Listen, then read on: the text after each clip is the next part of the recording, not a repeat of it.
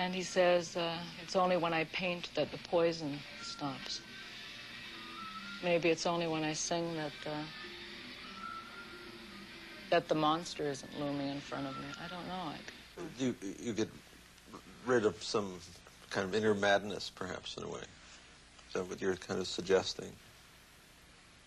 Or maybe madness, not a nice word, but inner, you say, monster. But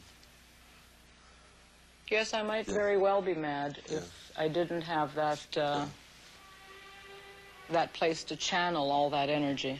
It's obviously a lot of energy being brought together, but it's totally consuming in that moment, so I can't tell you what I feel, or it's such a total concentration. It's the only time, almost the only time in my life that I can say that for that complete period of time, no other thoughts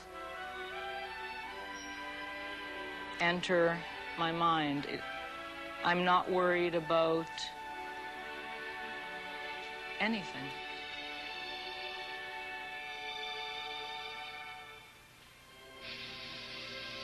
Five minutes, please. Act 4 in 5 minutes.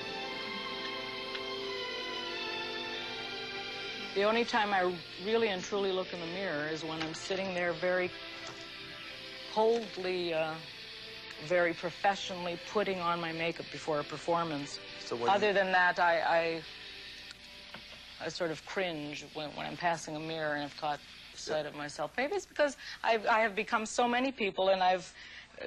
when does one stop being when does one stop being Stratus and become Lulu, or Stratus and become Salome? Where do you draw the lines? And aren't I, when I'm doing the role of Lulu, really drawing upon my own self to portray that? On the other hand, when I'm not working and I don't have a mask or I don't have a skin to put on, I no longer know who I am. It's sometimes it's been dangerous. So who do you see? I mean, sometimes when I have looked in the mirror in the morning, I have a total loss of identity. Because who am I? Am I the daughter of the man from the island of Crete? Or am I the one that was, you know, born in Toronto, going to school and learning about, who was it that we learned about that I couldn't identify with at all? The one that Mary played the ball with the, I don't know, Mary and... Who were they in our school? Mary and Jane. No, Jane, Dick and Jane. Dick and Jane could have been from Mars, or I could have been from Mars. I mean, I just didn't identify with Dick and Jane and their parents at all.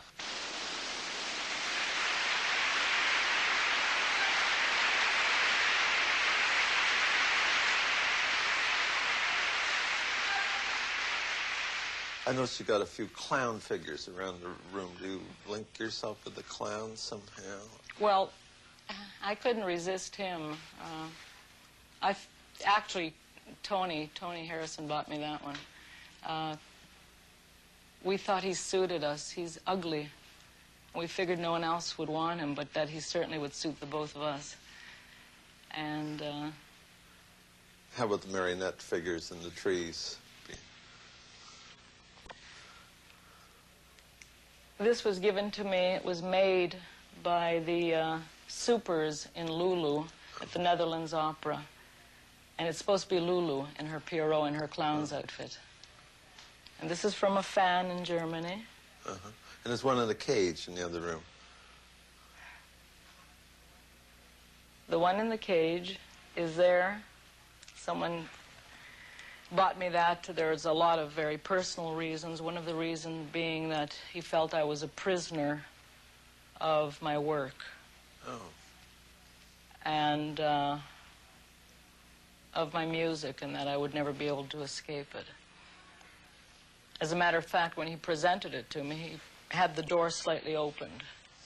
And the point was that the clown wouldn't go out. So I keep him in the music room to remind myself that I shouldn't be a prisoner of my work, and that there are a lot more things to life.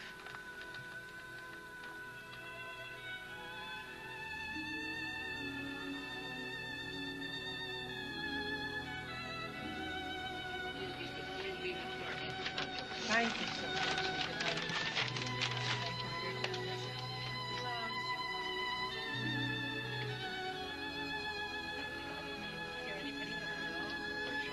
So this is memory. Memory with music. Memory of the past, the present, and what the poet calls the perhaps, in that unique place, the stratosphere.